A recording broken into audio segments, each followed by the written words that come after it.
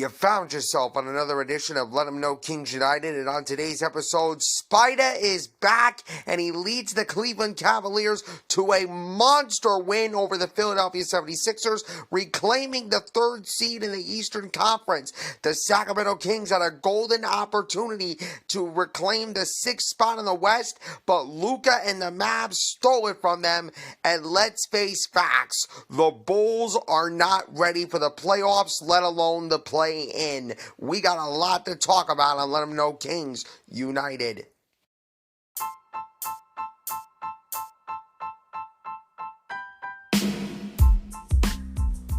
And now, ladies and gentlemen, it is that time for the post-game reaction podcast of the Cleveland Cavaliers, Sacramento Kings, and the Chicago Bulls.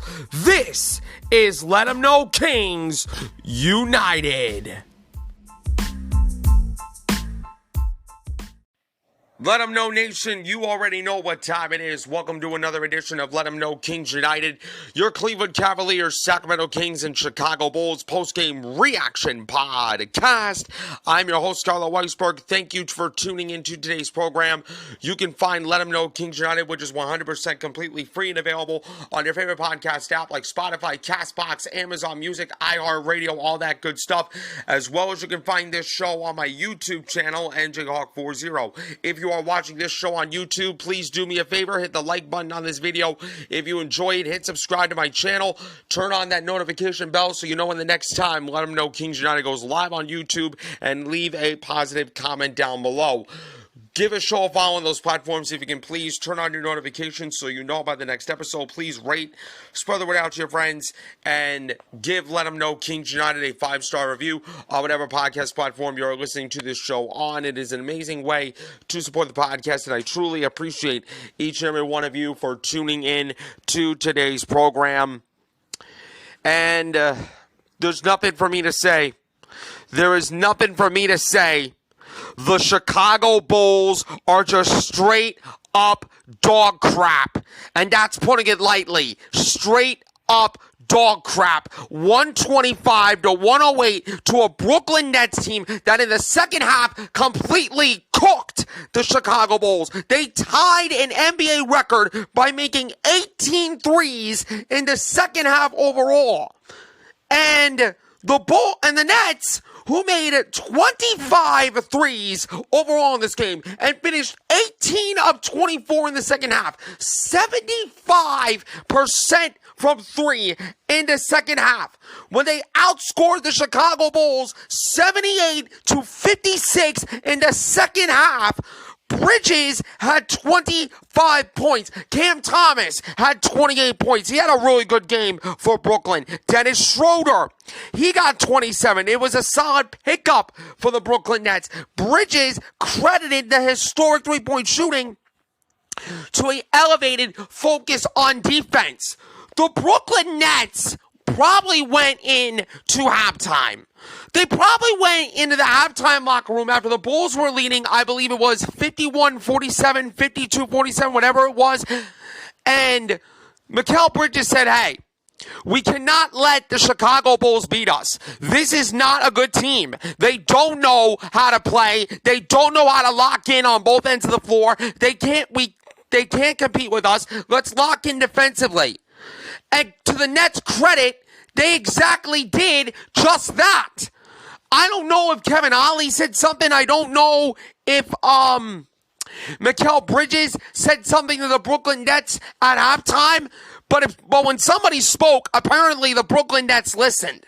And Bridges said, I think all of them shots came from confidence, from getting stops. We were just playing good defense. I think that's what it was. And when you make shots and get stops, it's going to spread out a little bit. Brooklyn shot 47% from the field and nearly 57% from three-point range. Bridges, Schroeder, and Thomas, 5 3-pointers, became the second trio of Nets to make at least 5 3-pointers in the game. Tyler Johnson, Landry Shamet, and Jeff Green also did it against Charlotte back in 2021.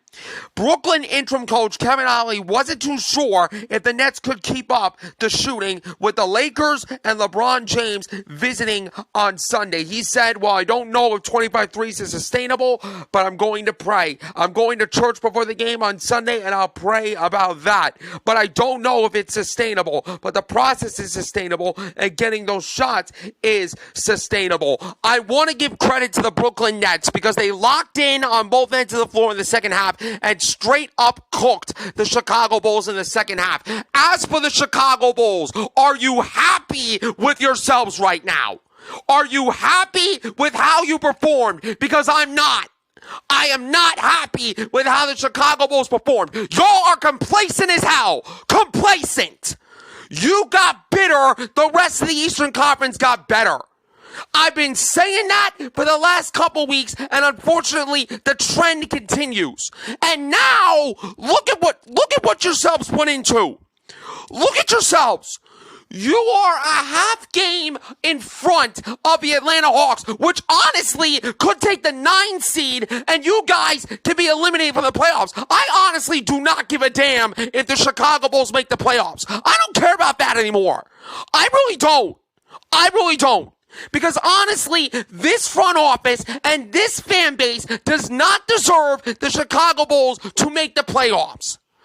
This front office is so complacent, so delusional, and y'all just brainwashed us. This front office has brainwashed the Chicago Bulls as a fan base to think that we are competitive, to think we are an Eastern Conference Final playoff caliber team. Screw that narrative. Screw that narrative.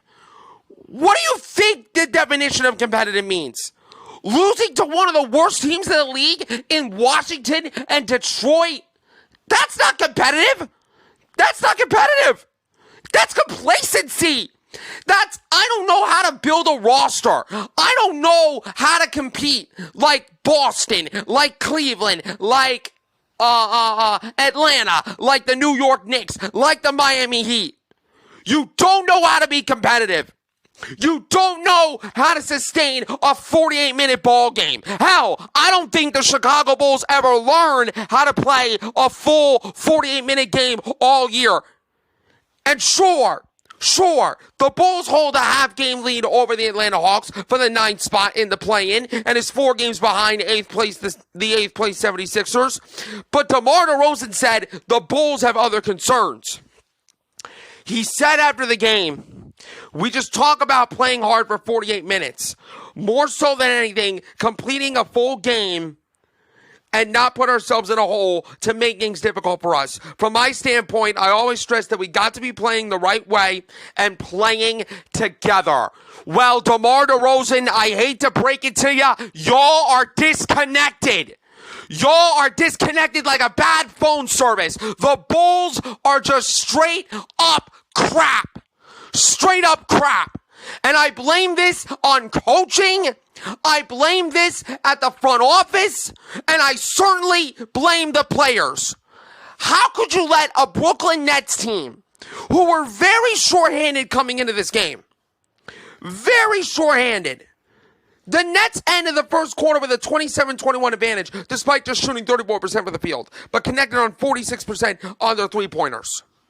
But how could you allow this Brooklyn Nets team, who were very shorthanded coming into the game, very shorthanded, and you let them cook in the second half? You do not just, you gave up. You gave up. Just like I'm giving up on the Chicago Bulls for the season. The season's over. Let's just face facts. The season is over. Because you're probably going to lose to the Minnesota Timberwolves on the first night of the back-to-back. And then in the biggest game of the year at home against Atlanta, you'll probably choke that too. Because the Chicago Bulls, honestly, do not want it. Y'all don't want it.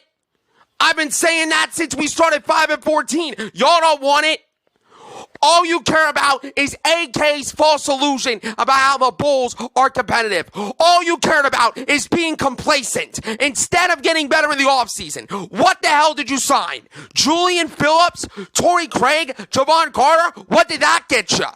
Nothing. Look at the rest of the East. The rest of the Eastern Conference is running circles all over the Chicago Bulls. And what are y'all putting in? What are y'all placed in? The bottom feeders of the league, with the Wizards, with the Pistons of the world. That's how complacent this franchise is. Bitter. And I don't give a damn about DeMar DeRozan leading us with 31 points. I really do not give a damn. This man is clearly the best player on our team, and he can do whatever he wants. But the rest of you, I literally have no words for this. You talk about playing hard, right? You talk about being competitive, or so-called competitive. Y'all weren't competitive last night in Brooklyn. Y'all got exposed for the complacent that you are. I'm sorry if you are a Bulls fan and you're listening to this show and you're listening to me vent about how garbage and how putrid the Chicago Bulls franchise is. But that's just me being brutally honest. This team has not wanted it all year. The 2010-2011 Chicago Bulls can play circles all over today's generation of the Bulls. And I cannot blame Kobe White and Ayo Dosunmu for this. They are a very talented young core. They are a solid core to the future. But my God, we already know what's going to happen in the offseason, right? We already know what's going to happen. AK is going to say another delusional thing that he's going to make us falsely believe that the Bulls are going to be competitive again. How about this? You get AK the living hell out of here. You get Eversley the living hell out of here. And this owner sells the Bulls for lots and lots of money and get a new ownership group in here that actually gives a damn about winning. I've been saying this in my head when I was watching this game. I said in my head that the Chicago Bulls, every time they put on the red Bulls jersey or the white Bulls jersey, the black and pinstripes Bulls jersey, or the Madhouse on Madison City edition jerseys, which are trash, by the way. Yeah, I said it, trash. They don't have pride in themselves. They don't represent the city of Chicago. They don't represent the brand that the Bulls are. They just have no pride. They have no effort. They have no heart. They don't care. They don't give a rat's you-know-what about winning games. They don't care. And if you're not going to care as a franchise, why should we as Bulls fans care? Why? Just why? I'm going to continue to watch the Bulls. I'm going to continue to cover the Bulls on this podcast. And yes, the Bulls are going to come back next season as part of my podcast. Miami, definitely, because I can relate to Heat culture. As far as Cleveland, that's questionable. And I'm going to get into my reasons about Cleveland in just a second. But I'm not even going to talk about this game. I'm not going to even talk about the stats because it's truly a waste of time. But the complacency of the Chicago Bulls, the complacency of this front office, the complacency of this franchise who doesn't have an ounce of pride or care in them. Bitter.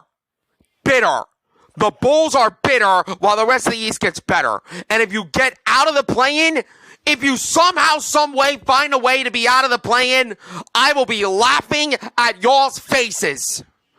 I hope you're proud of yourselves, Chicago. You don't care. This Bulls franchise doesn't care. Why should the fan base care? Y'all were not ready for playoff caliber basketball since day one. And y'all proved it tonight. Y'all proved it. What else is there for me to say? Credit to the Brooklyn Nets. And on that, we're going to take a break because coming up, we're going to talk about the Sacramento Kings getting swept in a mini playoff series by the Dallas Mavericks. And what the Mavs proved was they're ready for the playoffs and the Kings are relegated to the play-in. We're going to talk about that when we come back on Let 'Em Know Kings United.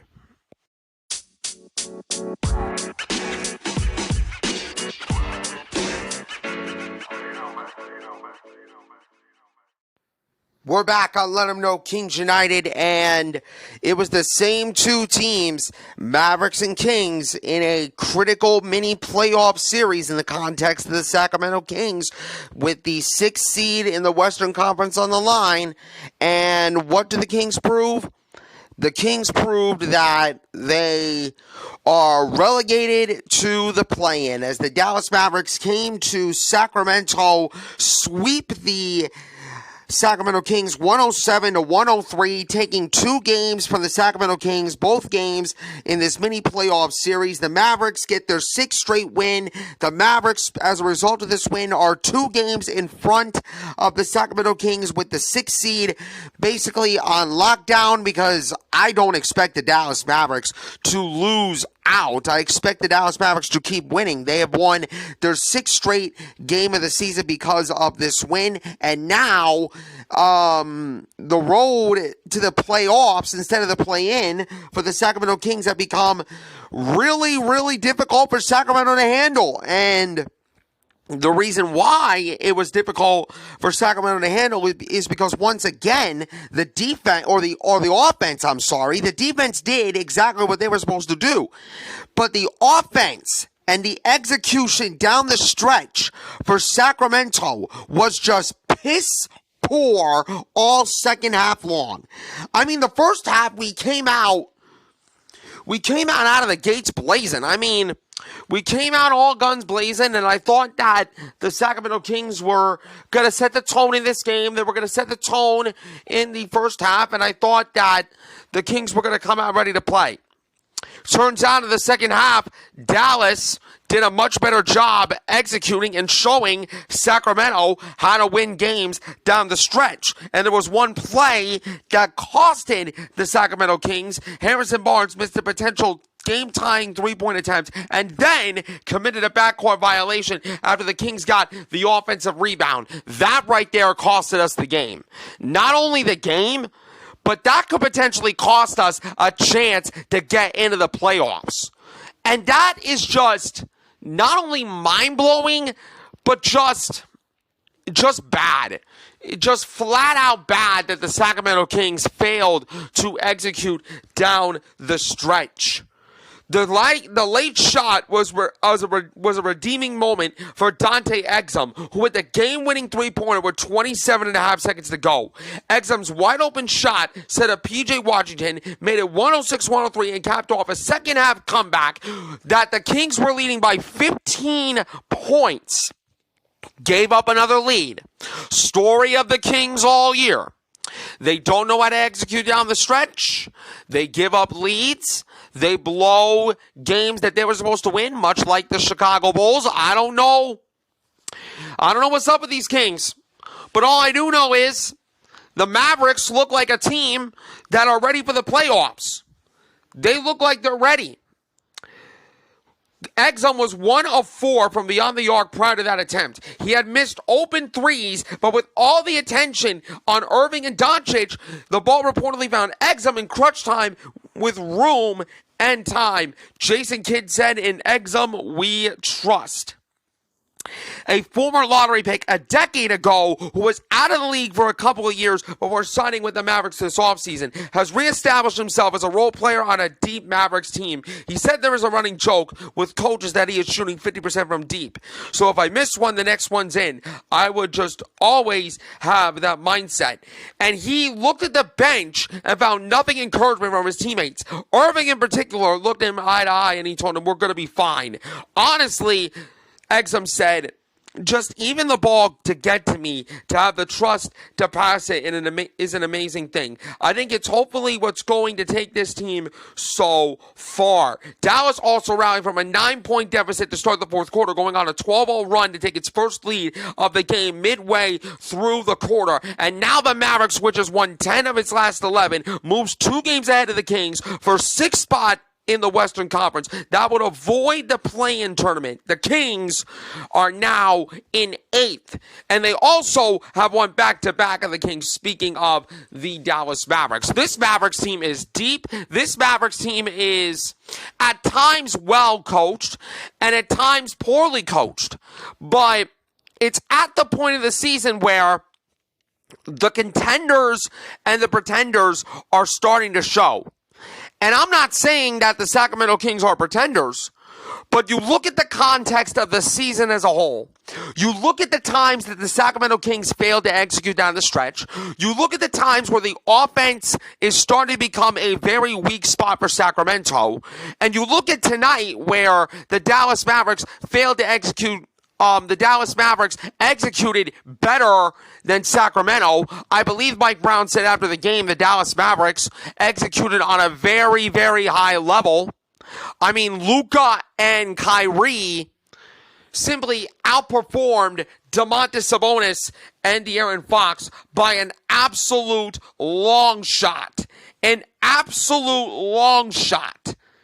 Although Domantas Sabonis led the Kings with 13 points, 12 rebounds, and 10 assists for his league-leading 26 triple-double, and he also had his 56th consecutive double-double, passing Jerry Lucas for the longest streak in franchise history. De'Aaron Fox scored 23, and Barnes had 20. But that doesn't mean nothing if you as a team don't know how to execute down the stretch. And the Dallas Mavericks have guys who know how to do that. Mike Brown said the Mavericks played like an experienced team down the stretch, putting Sabonis through ball screens and creating a mismatch. I think Domantas Sabonis did a terrible job of reading that. I mean, credit the Dallas Mavericks. They did an amazing job. They did an amazing job of blitzing Domantas Sabonis on every ball screen. On every time Domantas Sabonis gets the ball, the Mavericks were like, guess what? We're going to blitz Domantas Sabonis. We're going to force Domas to become a passer. We're going to force Domas to be a playmaker. And credit to the Dallas Mavericks. They did that almost perfectly. They actually executed that to a T. To a T. Both teams shot 47% from the field in the first half, but the Kings were 8 of 17 from beyond the arc to lead by 15 points. Barnes had 17 points to help the Kings taking advantage, but some bad news. Some bad news for Sacramento. The Kings will be without starting guard Kevin Huerter for the rest of the year. He's going to undergo left shoulder surgery to repair a torn labrum. Keon Ellis will take Huerter's place in the starting lineup going forward. But even more bad news, Malik Monk left the game in the first quarter with a right knee injury. And now they fear it could be an MCL issue.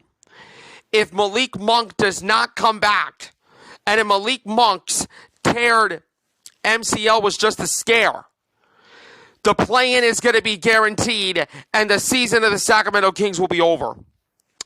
The Kings could have used Malik Monk's energy. But unfortunately, with Malik Monk being out, I just think that the Sacramento Kings don't know how to build energy. They don't know. And again, I got to give credit to the Dallas Mavericks.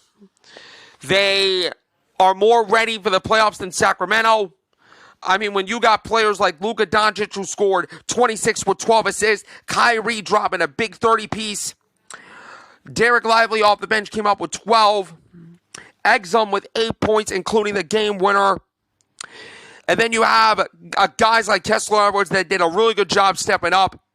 With Sabonis dropping 13, Barnes had 20, Murray had 12, De'Aaron Fox had 23.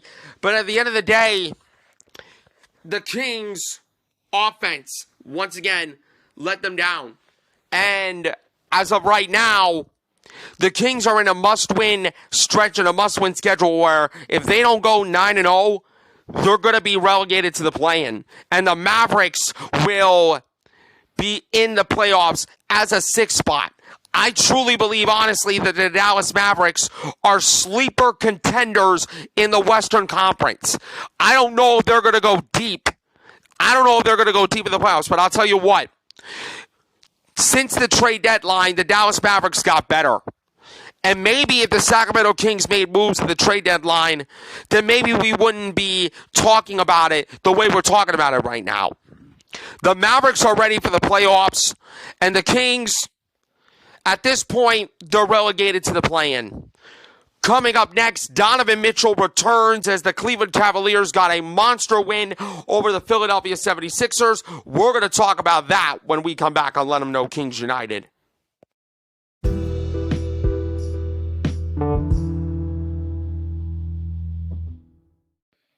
We're back on Let 'em Know Kings United, and the Cleveland Cavaliers are officially back because they got somebody that is a playmaker. They got somebody back that missed a whole lot of games due to injury, and that is Spyda Donovan Mitchell. He looked different wearing a protective mask, but with the All-Star guard finally back, so did the Cleveland Cavaliers. He missed 6 games with a broken nose and made 2 free throws with 12.8 seconds left as the Cleveland Cavaliers edged the Philadelphia 76ers 117-114 on Friday night before hitting the road for the next 5 games. This win was massive for Cleveland. Now, I gotta be perfectly honest. I gotta be perfectly straight up with you. I haven't been paying attention to the Cleveland Cavaliers lately. I mean, yes, I watch highlights. Yes, I read what happened. But as far as, me viewing Cleveland, I haven't been viewing them lately. I don't know if it's because I don't trust Jamie Bickerstaff as a head coach, which I still don't. Or maybe I just think that the Cavaliers are collapsing. Well, they're slipping in the Eastern Conference standings at the worst possible time. But I'm not going to understate or really underestimate how big this win was for Cleveland, and it was a much needed win on top of that. And by the way, it wasn't just Donovan Mitchell who created a spark plug for Cleveland in this game. I thought George Niang was absolutely outstanding. He scored 25 points against his former team. And Evan Mobley, this dude was big time. Evan Mobley looked like the Evan Mobley when we drafted him years ago. He went 18 of 20, 18 of his 20 points in the second half, as the Cavs won for just the second time in 6 games. Mobley drained a go-ahead three-pointer with 28 seconds left for the Cleveland Cavaliers, who have struggled while waiting for Mitchell to get back, have been sliding in the Eastern Conference at the worst possible time. This was a win that was not only a step in the right direction for Cleveland, a win that can give the Cavaliers all kinds of momentum going in to the West Coast gauntlet this late of the season. But this was a win that it could be the ultimate step in the right direction for Cleveland. Mitchell said, "We've been injured and hurt, but there's no excuse. We've got to go out there and continue to find ways to win these games and be ready come playoff time." Darius Garland added 14 points and 12 assists for the Cavs, currently holding the number 3 seed in the East. With the women's Final Four in town next week, and by the way, if you haven't been watching the women's tournament, I mean, what are you doing?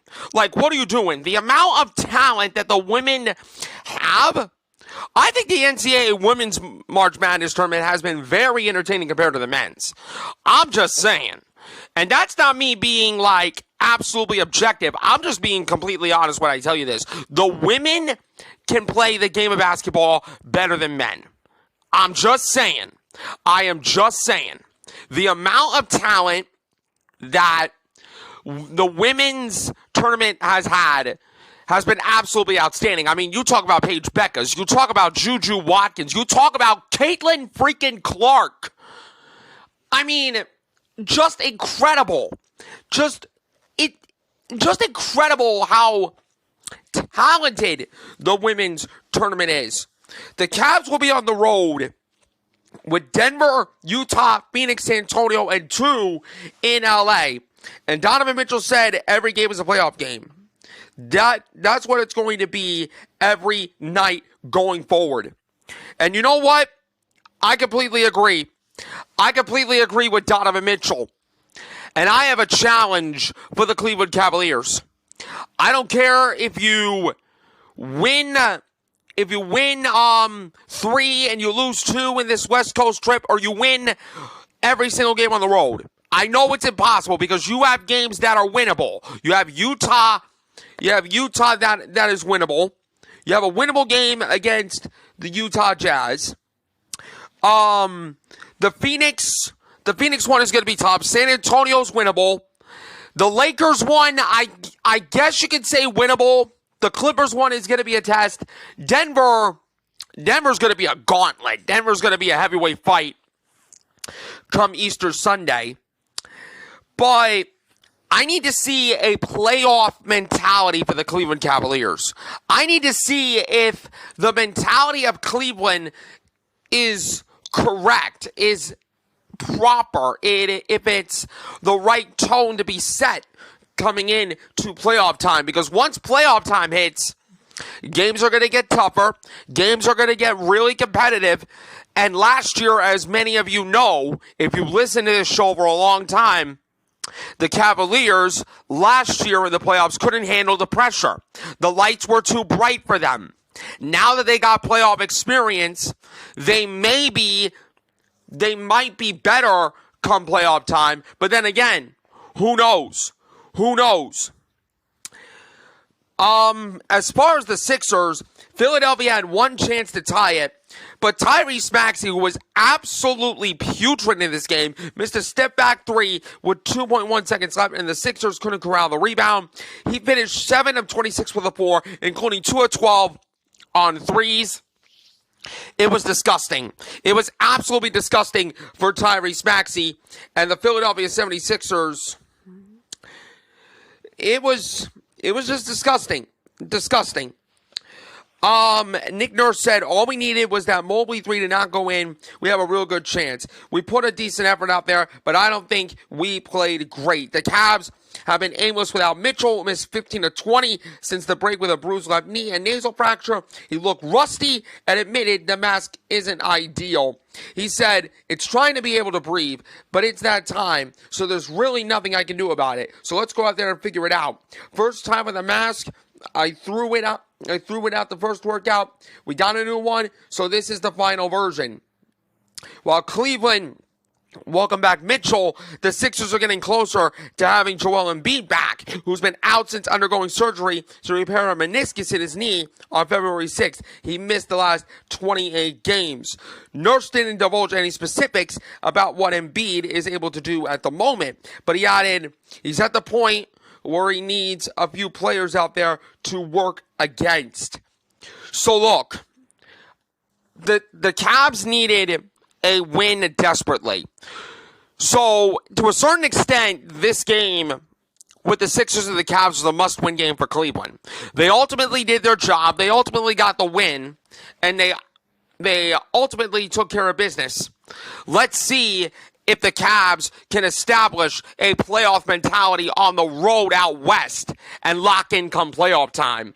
The Cavs shot 54% from the field in this game compared to 44% for Philadelphia. The rebounds were 42-37 Philadelphia. The assists were 34-28 Cleveland. The steals were 6-4 Sixers, blocks 7-3 Sixers, points in the paint 54-48 Cleveland. The fast break points 19-14 in favor of Philadelphia. Tobias Harris led the Sixers in scoring with 21 points. He added 7 rebounds, 2 assists, a steal, and a block. Tyrese Maxey, 16 points, but 7 of 26 in the field, 2 of 12 from three-point range. Disgusting. Disgusting. And you're supposed to be an all-star. You got outperformed by Kyle Lowry, 23.6 assists, 4 of 8 from 3. Absolute fake stats. Kelly Oubre Jr. was absolutely disgusting. 4 points, 4 rebounds for him. Coming off the bench, Paul Reed, 12 points, 3 of 7 for the field, 7 rebounds, 1 steal. Can't really put it all on him. As far as the Cleveland Cavaliers, George Niang led the Cavs in scoring with 25 points. He was 5 of 8 from three-point range, and he got a block. Donovan Mitchell in his first game back in 32 minutes finished with 12 points, with 8 assists, 3 rebounds, shooting 4 of 13 for the field. He was rusty. Evan Mobley was big time, 20 points, 11 rebounds, 3 assists. Darius Garland, 14 points, 12 assists. Sam Merrill, 13 points, 4 of 8 from 3. I mean, that's all he does, basically. He also had, like, 3 assists. Much needed win for the Cleveland Cavaliers. A big win with Donovan Mitchell back. Let's see now if the Cavaliers can win some big games out west and lock in for the playoffs. That's going to do it for today's edition of Let 'Em Know Kings United. You can find this show, which is free and available on your favorite podcast app, Spotify, Amazon Music, CastBox, iHeartRadio, all that good stuff, as well as YouTube. Like this video if you are watching on YouTube.